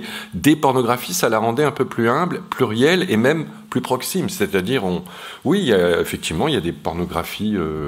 on pourrait dire hétéronormées, de la doxa, et puis des choses un peu parapornographiques ou paraphiliques. On appelle les paraphilies aujourd'hui. Voilà, les paraphilies, merci. Qui est très mauvais genre d'ailleurs. Oui, certes. Voilà. Donc il y a eu un gros corpus cinématographique, vidéographique, évidemment, d'où la présence de Jean-Claude Carrière. Mais Jean-Claude n'est pas venu... Bon, d'abord, c'est quelqu'un qui est pour moi un maître, absolu en scénario, mais c'est aussi quelqu'un qui est venu parce qu'il avait fait, rappelez-vous, toute une série de livres sur les mots et la chose. C'est-à-dire, l'art de nommer, est-ce qu'on pourrait dire, alors, je vais y aller, je dirais, est-ce qu'on dit bite ou que ou linguam, il y a plein de mots, voilà, chat, poussi, etc. Vous connaissez tous ces mots infernaux, c'est le cas de le dire, on ne sait plus où on donnait de la tête. Et donc voilà. Donc justement, qu'est-ce qu'on fait alors? Est-ce qu'on fait des entrées en anglais, en français? Alors on va faire un dictionnaire français, en français. On va faire des renvois avec des mots parce qu'il y a un énorme vocabulaire anglo-saxon parce que le marché, évidemment, la pornographie, c'est un marché, vous l'avez compris, c'est une industrie même. Et oui. Avec bonimenteurs, commerçants et aussi des artistes, vraiment. Le réalisateur, qu'a salué Marilyn, mais il y a par exemple, je ne sais pas si vous avez vu Beyond the Green Door, pour moi Derrière la porte verte. Derrière la porte verte, c'est un des plus grands films des années 70. L'autre Marilyn. Oui, voilà. Avec Marilyn Chambers. Avec Marilyn Chambers, ouais. Ça, c'est des films qui quand même vous marquent, voilà. Donc voilà, on a un dictionnaire, une encyclopédie. Un dictionnaire n'est jamais complet, c'est que des regrets, c'est que des regrets. Après, j'ai fait celui de la mort, alors là, je vous raconte pas, mais c'est que des regrets, c'est-à-dire que, alors, par exemple, j'ai un regret, je peux vous dire, il y avait une entrée qui était prête, c'est l'entrée érection. Voilà. Je disais, mais enfin, sans érection, il n'y a pas de film porno. D'accord, Marilyn? Bon, voilà, c'est difficile. Eh ben, personne n'a voulu s'y coller, moi non plus d'ailleurs. Et puis voilà, on a évacué les choses. Parce que le danger, c'est d'assécher le sujet, d'une certaine façon. Parce que je vois ce que dit Georges Marbeck, que je sais à nouveau, à l'entrée jouir du dictionnaire. Jouir est un art qui convoque au plus haut point les 5 sens, voir, toucher écouter, goûter, sentir, sans oublier le sixième sens, englobant la pensée et l'imaginaire, cet amplificateur de nos enchantements sensuels. Alors c'est peut-être ça qui est le plus difficile à mettre en dictionnaire. C'est le sens qui ne se formalise pas, qui ne se dit pas, qui ne s'écrit pas, qui est l'amplificateur des enchantements. Comment on fait on va voir à Christophe Bière, comment on parle, comment on joue aussi ce genre d'enchantement. Comment jouer l'enchantement de la jouissance. Christophe rappelait très humblement, il a raison de rappeler ça, la difficulté de définir de façon obvie, enfin quelque chose de vraiment univoque, certains termes.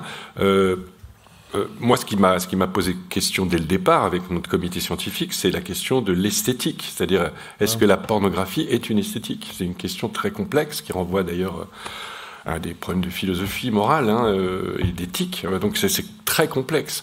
Moi, je trouve magnifique un film comme Beyond the Green Door et des films de M. Pavillier. Bon, il y a des films pornographiques qui, visiblement, tout le monde le sait, on va le dire, ne servent qu'à amener l'homme à se masturber et à jouir, à expulser son sperme. Il faut dire les choses, vous voyez, quand on les dit comme ça, linéairement, vraiment très bas, comme ça, sans effet de manche, ah oui, ça sert à ça. Ben oui, ça sert à vider une boîte de Kleenex, à ce que des jeunes hommes et des femmes, d'ailleurs, et des jeunes femmes, connaissent quelque chose qui est de l'ordre du spasme dans leur corps lorsqu'ils passent de l'état d'enfant à adolescent et à adulte, car c'est un transfert. Cette mutation, elle fait peur, cette mutation. Vous vous réveillez un matin, vous avez des poils, vous avez une voix qui a changé. Les filles, j'ai des seins. Vous voyez, c'est monstrueux, mais c'est vrai que c'est de l'ordre du monstrueux, vous voyez. Et après, ce qui vous attend, c'est la pénétration. Mais dans les deux cas, femme, c'est invasion du corps, il faut envahir un corps, et vous êtes envahi. Non mais rien que ça, c'est terrifiant. Et quand vous écoutez les actrices et les acteurs de films porno, ils vous parlent de ça. Ils vous parlent de ces angoisses-là. D'ailleurs, on vient... Marilyn, bien oui, non, mais très juste. Moi, j'aimais autant tourner dans des films où j'avais pas trop de pénétration. Voilà. Et j'étais bien obligée, mais je veux dire, c'était pas non plus mes scènes préférées. Ouais. Et puis effectivement, on peut prendre son plaisir tout autrement qu'en étant pénétré avec, je veux dire, des caresses, les mains, les doigts. Le plaisir est parfois intense, seul aussi, ou avec un partenaire, ok, mais la pénétration n'est pas forcément un plaisir. Je pense que on est un tout petit peu soumis, ce qui nous concerne. Donc il y a une soumission. Il y a pas forcément. C'est clair. Et c'est surtout le garçon, l'homme, qui préfère la pénétration, parce que lui, l'homme, je pense qu'il n'y a que sous cette forme-là qu'il puisse avoir un orgasme. Bon, à part, évidemment, une pipe. Mais, je veux dire, c'est encore une introduction. On est bien d'accord. Non, il y a que ce façons. Oui. Non, là, c'est réducteur, je crois. Oui. Oui, mais je vois tout à fait pourquoi tu dis ça, parce que les hommes oublient souvent qu'ils ont aussi un cul, peut-être, et que... et surtout, ils n'oublient jamais qu'ils ont un sexe, ça c'est vrai. Oui. C'est peut-être leur malédiction, avoir un sexe, avoir un pénis, avoir une verge, ou alors avoir une queue comme en pornographie, pour l'écriture de la pornographie, mais j'en parlerai tout à l'heure. Oui, je préfère dire que... oui, ça c'est la malédiction des hommes, mais j'ose espérer qu'en 2023, cette malédiction, il commence à s'en libérer. Mais c'est vrai que la pornographie classique a du mal à les y aider, puisqu'il y a toujours ce triomphe du phallus qui semble être au cœur de toutes les préoccupations. Oui, voilà. Oui, en plus, parfois couvert. Mais effectivement, la pornographie, ça aurait été bien que la pornographie... comme tu disais, il y a des pornographies. Heureusement, aujourd'hui, il y a certaines pornographies qui nous amènent à penser autrement, à voir que qu'il y a une autre... Il n'y a pas que le phallus qui compte. Non. Ah. Non, mais Vous êtes d'accord? Philippe Dufolco. Non. À l'époque, on a accueilli au début des années 2000 cette pornographie-là, alternative, autre, avec Ovidie. Je crois qu'elle a été pionnière là-dessus. Et puis on a reçu des textes quand même. Je suis allé chercher aux États-Unis. On avait un bon budget. J'avoue que les PUF à l'époque nous ont donné les moyens d'aller chercher Catherine McKinnon quand même. Je ne sais pas si vous connaissez Catherine McKinnon et Andreas Dworkin, mais ce sont les penseuses les premières dans les années 70 qui ont appelé un chat en disant les femmes subissent une forme de violence en tournant des films pornographiques. Ouais.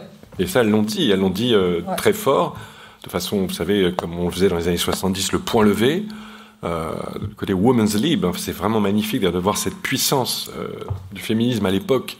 Ça me fait un peu rire aujourd'hui, la puissance actuelle. Mais bon, bref, on ne va pas rentrer dans ce débat, mais je veux dire, le travail a été déjà fait. Il faut rendre hommage à ses grands-mères, parce que Catherine est très âgée aujourd'hui, on s'écrit toujours. Mais voilà, on a voulu aussi que ce dictionnaire soit l'interface de voix contraires, d'un débat. Il y a un vrai débat intérieur. L'expression du jouir par Marbeck, magnifique styliste, aurait aussi mérité peut-être quelque chose d'autre, un point 2, un jouir 2, vu par quelqu'un d'autre. Bon, voilà. Mais on est dans l'hypersubjectivité, là. Oui, chacun pourra faire son texte tout à fait. à sa manière. Mais est-ce qu'il n'en va pas, Philippe Dufolco, d'un dictionnaire de la pornographie comme d'un dictionnaire de la mystique? Il est un peu absent de son objet. Je veux dire, si on est dans la jouissance, dans le point aveugle, la bascule, le bataille, tout ça, est-ce que, de même la mystique, il y a aussi des pratiques pour arriver à l'extase et tout, pareil pour la pornographie. Est-ce qu'il n'y a pas justement cet enjeu d'arriver à cerner un objet, à faire la périphérie autour d'un objet qu'on n'arrive pas à nommer? C'est un objet qui se dérobe en permanence, qui est sujet à des apories, des impasses, et aussi on s'est aperçu, mais ça n'importe qui peut s'en rendre compte, que ce qui était indexé comme pornographique, par exemple au XVIIIe siècle, on dit telle chose est pornographique. Je crois que le mot d'ailleurs devient très commun sous les Lumières. Oui, parce que c'est un mot inventé, c'est un mot qui a trafiqué du faux grec, enfin bref. Il y avait les porneilles, si ça existait du côté de Satyricon, par exemple, de Suétone, etc. On parlait des porneilles, c'est-à-dire la représentation de prostituées. On faisait des petits spectacles comme ça. Enfin, bon, ça nous ramène à l'Antiquité, c'est un autre sujet. Mais c'est vrai que ce qu'on considérait comme pornographie, ce qu'on qualifiait de pornographique récemment, dans les années 50, aujourd'hui, ça nous fait un peu rire, quoi. Oui, voilà, on est d'accord que ça passe, quoi. C'est plus mauvais genre, justement. Voilà, mauvais genre aussi. Ou c'est moins mauvais genre. Et on va terminer avec Christophe Beer, Monique Calinon, cette soirée. Comment? Avant cela... Pardon. On va réveiller. On va terminer avec vous, Maître Beer. Oui. Mais avant, y a-il encore une lecture? Il y a une petite lecture à deux voix avec Éric. Alors, à deux voix, donc la Éric princesse Valbec de Clèves, c'était brûlant, mais peut-être pour moi seule. Enfin, j'espère que non. Thérèse philosophe, c'était déjà plus... Alors maintenant, on est dans le hot.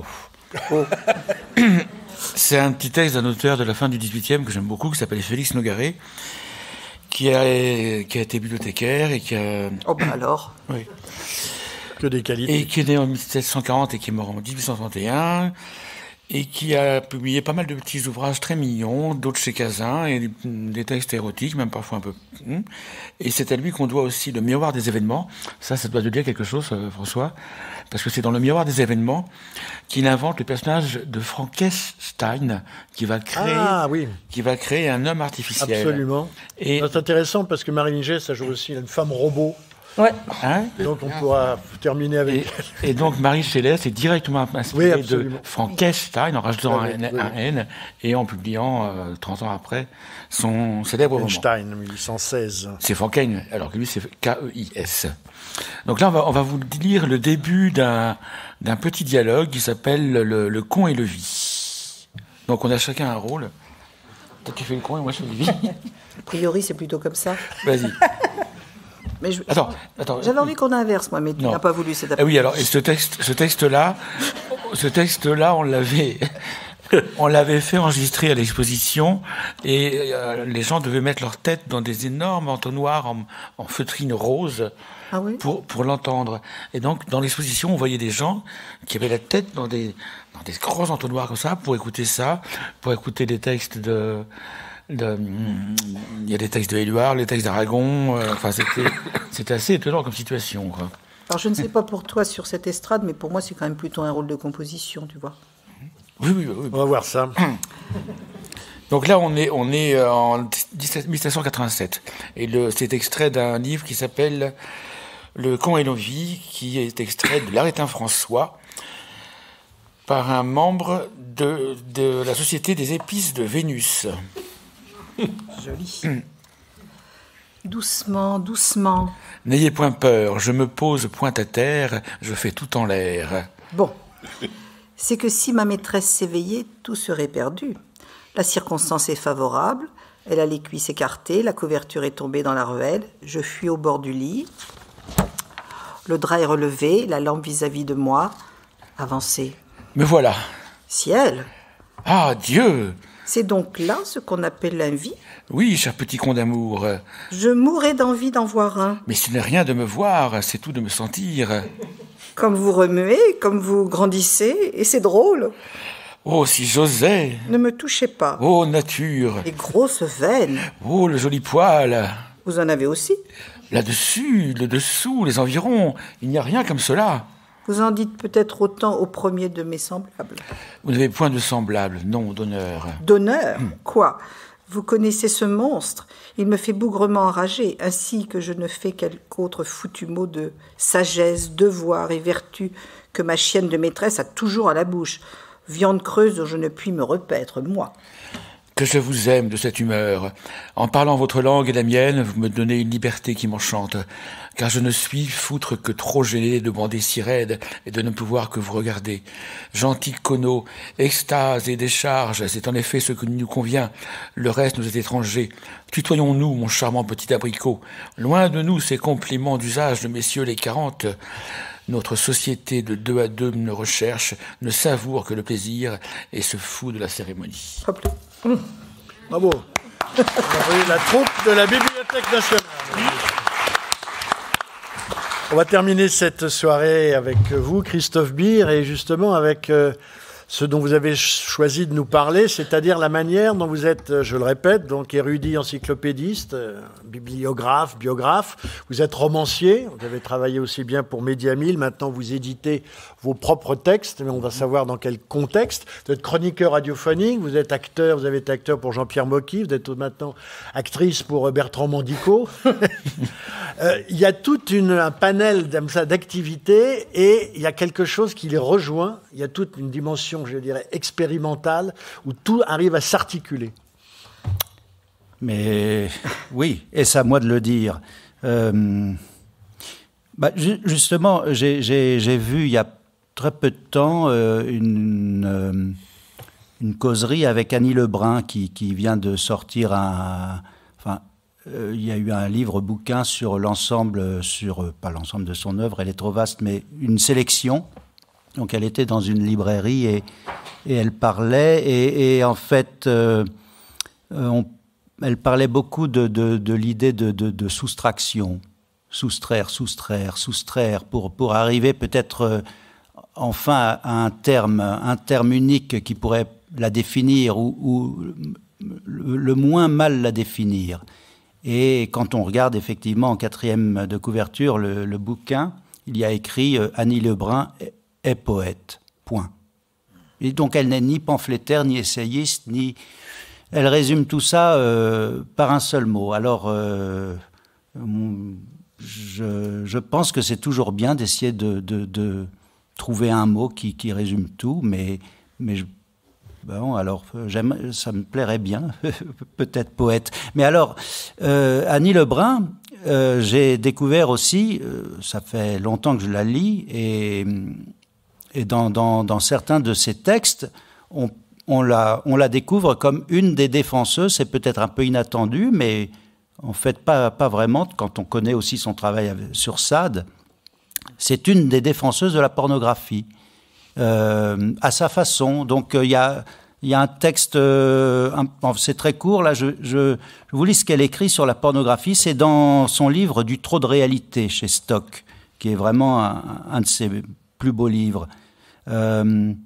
Donc elle dit sur la pornographie, si peu élaborés soient-ils, elle parle des voyages que propose l'industrie pornographique, si peu élaborés soient-ils, leur chemin mène pourtant toujours à la rêverie qui n'a pas fini de s'ouvrir en porte dérobée pour déserter le réel.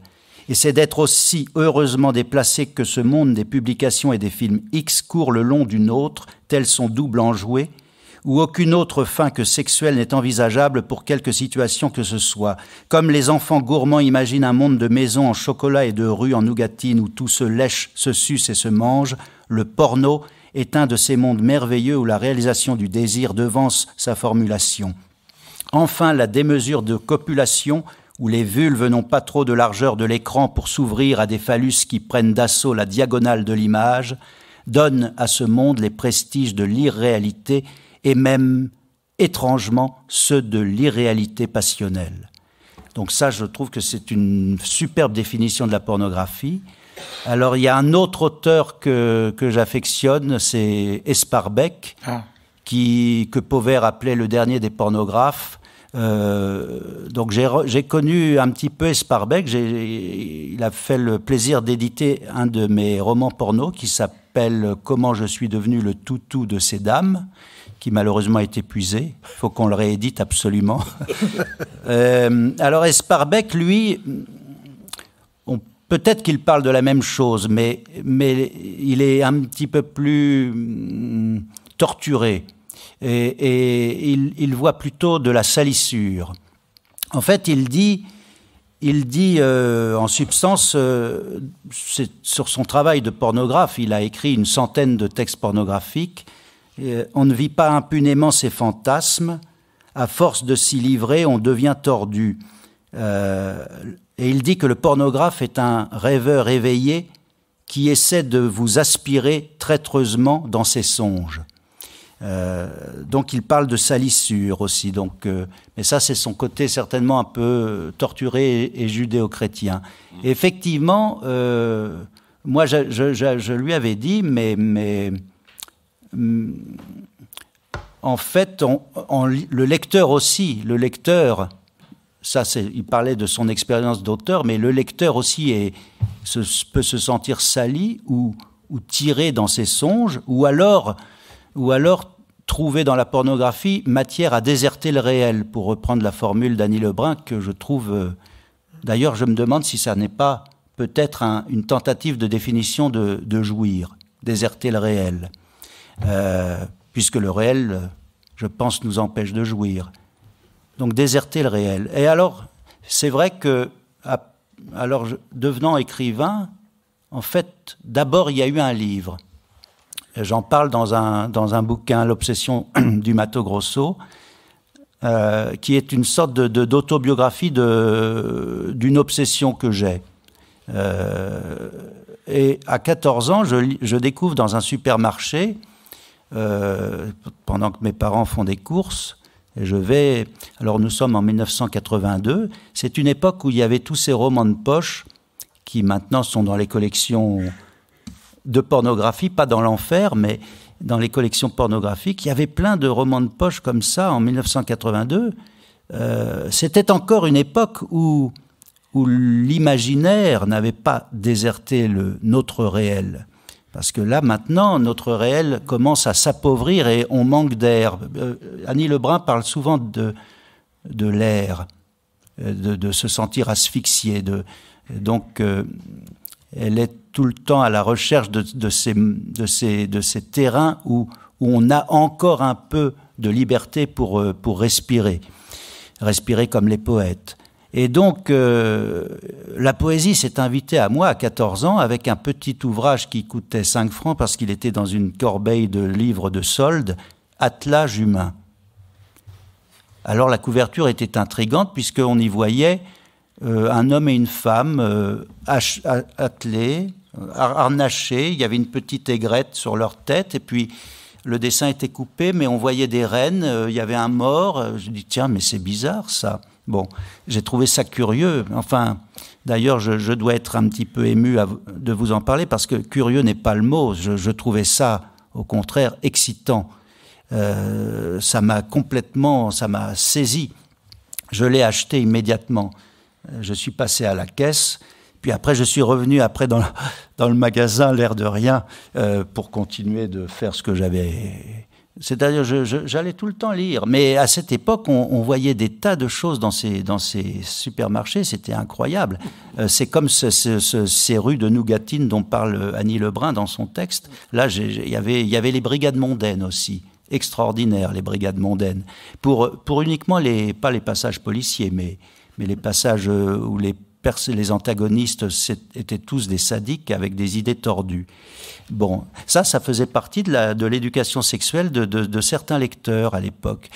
Et donc, j'ai lu ce livre qui a répondu à mes espérances. En fait, je ne savais pas ce que j'allais lire. J'ai découvert un monde complètement fascinant, pour moi, qui était le monde d'un univers de fantasmes avec des gens qui tombaient dans des pièges, avec donc des personnages de tous ces grands sadiques du Marquis de Sade. Là, c'était une sorte de personnage un peu dévoyé dans une littérature beaucoup plus populaire.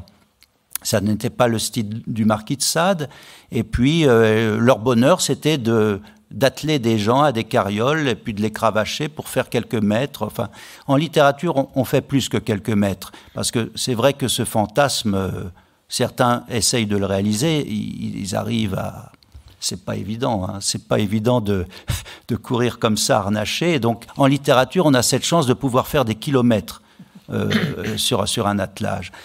Et donc là, il y a eu une marque. Alors, pas une salissure. Moi, je suis plus dans le côté joyeux d'Annie Lebrun. Il y a une porte dérobée qui s'est ouverte à moi sur un monde de folie ou de rêve. Et qu'est-ce qui s'est passé ? Alors oui, là, il s'est passé quelque chose d'incroyable. C'est que je suis devenu collectionneur. J'ai voulu, parce que j'ai découvert que ce livre faisait partie d'une collection. Et je suis extrêmement jaloux de mes voisins parce que ils ont la quasi-totalité des ouvrages de cette collection. Moi, ça fait 20 ans que je cours après. Il m'en manque encore quelques-uns. C'est une collection, l'éditeur s'appelait la Select Bibliothèque. Il en a édité 98, de 1906 à 1939. 98 volumes avec des titres aussi affolants que Taille de guêpe, Écurie humaine, La lionne en fourrure. Oui, c'est celui-là que je n'ai pas, qu'il faudrait absolument... Inutile d'insister, Christophe. Alors, c'était des titres... Alors, à l'époque, je voyais les titres et je n'avais pas les livres en main. Je me suis lancé dans une collection complètement folle et qui a pris encore plus d'ampleur en arrivant à Paris, à courir partout dans tous les sens. C'est ce que je raconte dans ce bouquin. À chercher tous les livres de cette maison d'édition. Et c'est comme ça que je me suis aussi intéressé à la littérature de flagellation, dont elle faisait partie. Mais ce que j'appréciais, c'était que cette collection était toujours borderline, allait dans des endroits que les autres... La littérature de flagellation, c'était toujours des romans de fessées, des trucs dans les collèges, des choses qui pour moi étaient trop convenues, un peu ennuyeuses. Là, il y avait des garçons qui étaient travestis par des dames autoritaires. Elle les forçait à se travestir. Les Anglais appelleraient ça le forced cross-dressing. Il y avait des histoires de métamorphose, des corps qu'on transforme. Donc, j'étais un peu fasciné par tout ça. Et alors, la folie est telle que j'ai voulu en savoir de plus en plus. Savoir qui était derrière cette machine incroyable. Il y a un certain Dombrenus Alera. Et puis, on a longtemps cru qu'il s'appelait Roland Brévan. Et il y a quelques années, Patrick Ramseyer, qui travaille souvent pour les services de la BNF, c'est un érudit qui vous aide à... Non, Patrick, il travaillait à la il BNF, travaillait et... Il s'occupait des autorités, ce qu'on appelle D'accord, oui. Et à sa retraite, il a repris de plus belle son travail. Il continue à rendre service à tout le monde en cherchant les dates et les pseudonymes, etc. Voilà, donc c'est grâce à Patrick que tout d'un coup, on a su que cet homme s'appelait Paul Guérard. Les autorités. Alors c'est comme un petit fil tout d'un coup on tire sur un fil pour en savoir encore plus. Et puis, donc, avec un nom, tout d'un coup, on a sa date de naissance, sa date de mort. On découvre que l'homme est mort à 93 ans, 1968. Donc, de 39 à 68, on ne sait pas ce qu'il a fait vraiment. C'est un grand mystère. Et puis, je suis allé au cimetière d'Avallon sur sa tombe. Ah, tiens. Alors là, je ne sais pas pourquoi j'ai fait ça, mais c'est comme une aventure comme ça qu'on poursuit. Et là encore, je reviens, elle m'a beaucoup marqué, mais elle me marque chaque fois qu'elle écrit un livre, elle me marque. Mais dans la conférence, enfin cette rencontre qui a eu lieu il y a quelques jours avec Annie Lebrun, elle parle de Nosferatu et de ce pont qu'on traverse, et les fantômes vinrent à lui. À traverser le pont, les fantômes vinrent à lui. C'était la phrase d'intertitre traduite en français. La phrase allemande était beaucoup moins belle, beaucoup moins mystérieuse. Le traducteur français de l'intertitre... C'est le carton français qui est beaucoup plus poétique voilà. que le texte allemand. Donc, passer le pont, les fantômes vinrent à lui. Vinrent à sa rencontre. Et alors, c'est vrai, qu'est-ce qu'on peut aller trouver dans un cimetière? Et d'ailleurs, la tombe avait été rasée 2 jours après le déconfinement. Et heureusement qu'on ne me l'a pas dit. On m'a dit, oui, elle est là, vous inquiétez pas, elle est là. Mais donc, je me suis retrouvé devant rien. Certainement devant ce que Esparbeck aurait dit, tu es devant un trou. Parce que lui, il avait une sorte de mystique du trou. Il parle bien sûr du trou de la femme. C'est une obsession dans ses textes. Et son obsession, c'est fouiller ce trou, être obsédé par ce trou pour découvrir une sorte de néant, un vertige. Ça, c'est Sparbeck. Il faut toujours que je fasse des digressions, en fait. Et donc j'étais devant rien, effectivement. Et devant ce rien, ce sont les fantômes qui vinrent à moi. Les fantômes... En fait, je me suis dit, Paul Guérard est en train de me dire, bon, ben voilà, tu es bien avancé maintenant. Tu es là, tu vois bien que je ne suis pas là. Enfin, moi, je suis, comment dire, je ne crois en rien de ce genre de choses. Hein, mais c'est bizarre, j'y suis allé quand même. Et il me dit, bon, voilà, il n'y a rien. Bon, alors maintenant, tu n'as qu'à écrire, tu n'as qu'à faire le 99 et le 100 et le 101. Et comme ça, tu seras aussi dans la BNF comme moi. J'ai l'impression qu'il me disait ça. Enfin, c'est après coup. En tout cas, l'impression très nette que les fantômes venaient à moi. Les fantômes, c'était Miss Stone, cette milliardaire excentrique qui attelait ses amis en déconfiture financière à ses carrioles dans le Mato Grosso, dans Attelage humain. Tous ces fantômes, je me rendais compte qu'ils étaient vivants. En fait, ils étaient là. Les personnages, et c'est la force de la littérature, nous, on meurt, mais les personnages sont là. Et après, donc, j'ai eu cette nouvelle folie de ressusciter la Select Bibliothèque. Pour devenir, alors le premier roman qui s'appelait Feu Mélisée, avec sa suite La Chienne Fatale, je les ai apportés si vous voulez les acheter. Ils sont dans ma petite valisette. Ils sont au dépôt légal. Ah oui, ils sont au dépôt légal, oui. J'ai tenu à faire exactement comme mon aïeul. Parce que je les ai signés d'Ombrenus à l'Érafis. Bon, si, c'est au dépôt légal. Comme lui. J'aurais préféré même être à côté de lui dans l'enfer, mais peut-être que ça va s'arranger ce soir. Il y a quelqu'un qui s'en occupe. Bon. Mais ça, c'est de la coquetterie de ma part. Mais ça me semblerait logique d'être avec les autres Select Bibliothèques. Oui, donc, il y a eu cette folie d'entrer comme ça dans ce monde pour redémarrer cette machine, comme si j'en étais un peu le dépositaire. Et je me suis rendu compte que depuis l'âge de 14 ans, peut-être que c'était, le mot est un peu ronflant, mon destin, je ne sais pas. En tout cas, il y a eu une espèce d'impulsion comme ça, folle, qui m'a conduit de fil en aiguille à devenir collectionneur, etc. Et puis maintenant, au point où j'en suis, d'écrire les autres romans. Le dernier vient de sortir, il s'appelle Fleur de Mal. C'est d'ailleurs un livre sur l'obsession du phallus. l'obsession de l'homme pour le phallus. Et ce que je voulais dire aussi, toujours en référence avec Esparbeck, et on va conclure sur cette c'est que je crois que il faut avoir cette espèce de dynamique, une sorte de folie, surtout si on veut déserter le réel. Il faut écrire les choses parce que c'est une nécessité. Et dans le domaine de la pornographie ou de l'érotisme, je ne crois pas à tous ces écrivains qui disent écrire avec leurs deux mains. C'est ce que disait Françoise Ray. Je crois qu'on ne fait pas de bons livres pornographiques si on écrit avec les deux mains.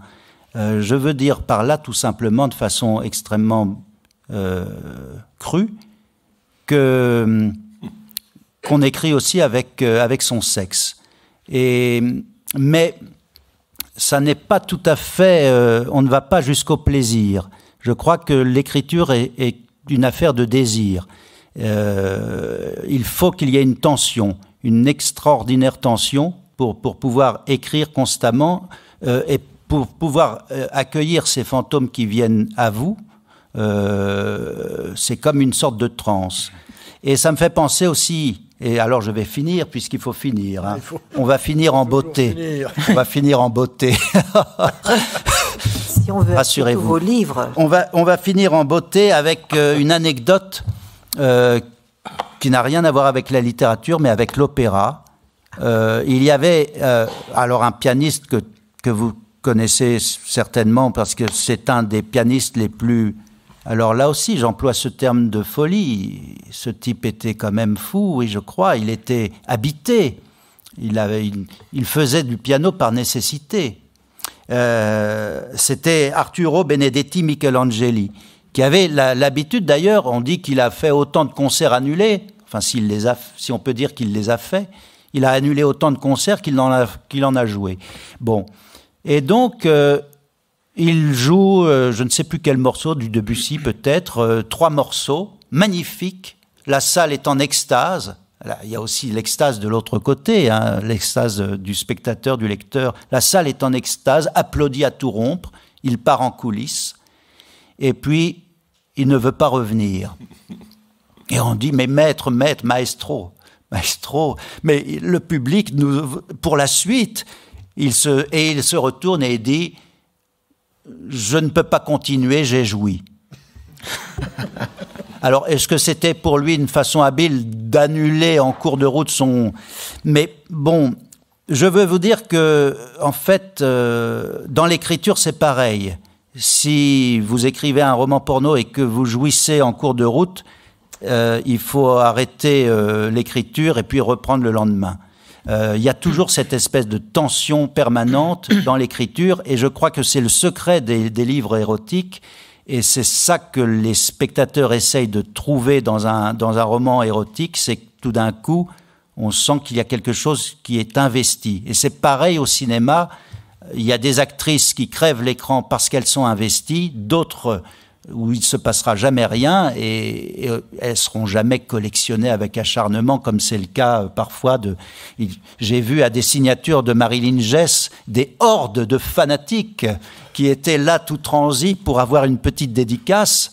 Bon, ça, ce n'est pas innocent, c'est parce qu'elle a traversé cette période des années 78-85 avec une énergie et certainement qu'elle offrait aux spectateurs cette notion capitale de déserter le réel. Voilà ce que je peux vous dire.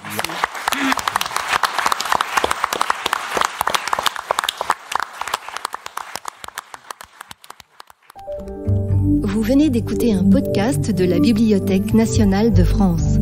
Retrouvez les conférences, rencontres et créations de la BNF sur toutes les plateformes de podcast ainsi que sur le site bnf.fr.